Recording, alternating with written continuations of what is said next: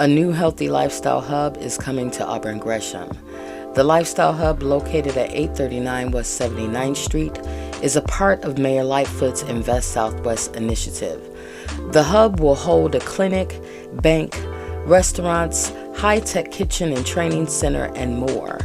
Carlos Nelson, director of the Greater Auburn Gresham Development Corporation, spearheaded the project with funding from the Invest Southwest Initiative, the Chicago Bears, and the Pritzker Foundation. On Friday, the mayor was joined by political and community leaders for a ribbon-cutting ceremony celebrating the new addition on 79th Street.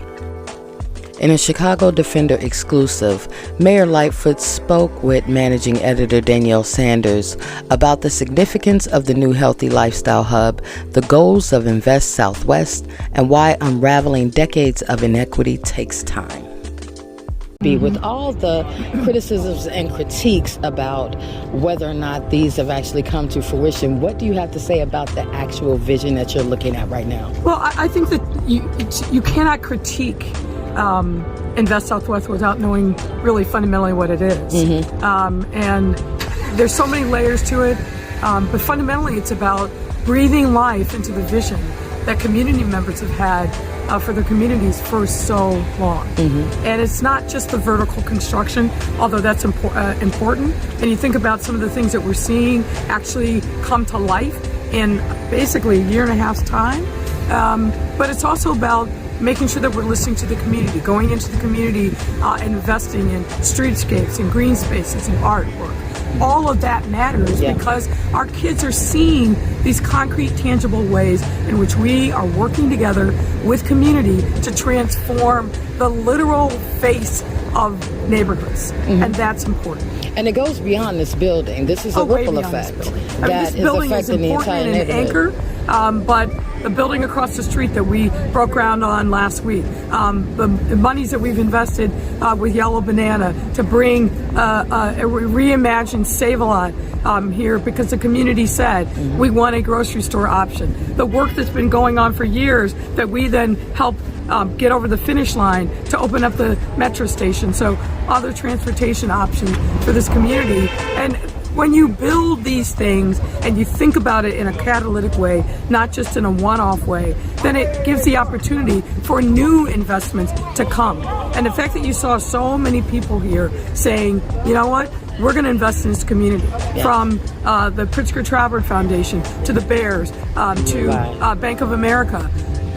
You see that it's not just taking a chance, but it's investing in communities that are absolutely deserving and can support the kind of investment that's coming. And that, to me, is one of the overarching values of Invest Southwest. We're saying we've got skin in the game as a city, and we're challenging the business and philanthropic communities to join us. And they are, which is a great thing.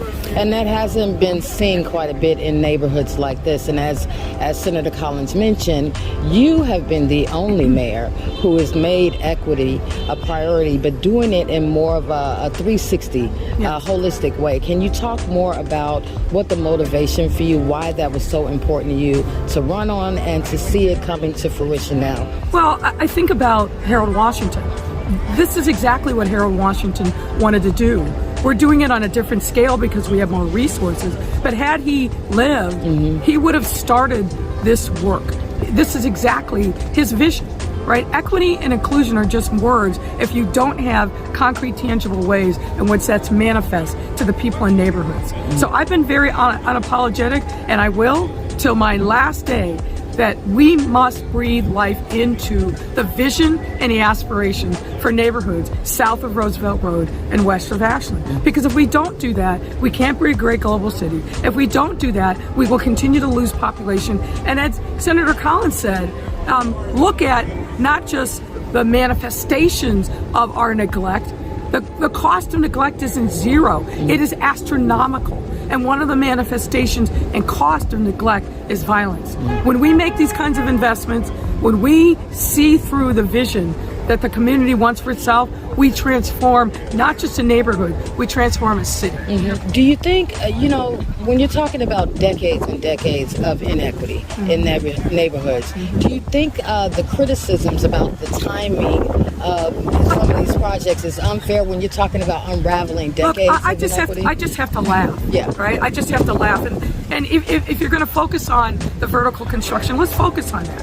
When you think about how complicated it is to put these deals together, to look at the various tools in which you can utilize to bring together the financing stack to get one of these things off the ground, we started issuing RFPs in the first quarter of 2021. We're breaking ground in the third quarter of 2022. Yeah. That is remarkable progress. Now, some of these buildings will take a minute because they're bigger and they're complicated, but the fact that we went from RFP to groundbreaking in a year and a half, no one does that. No one. Thank you so much for talking to the Chicago Defender. This is Danielle Sanders reporting for the Chicago Defender.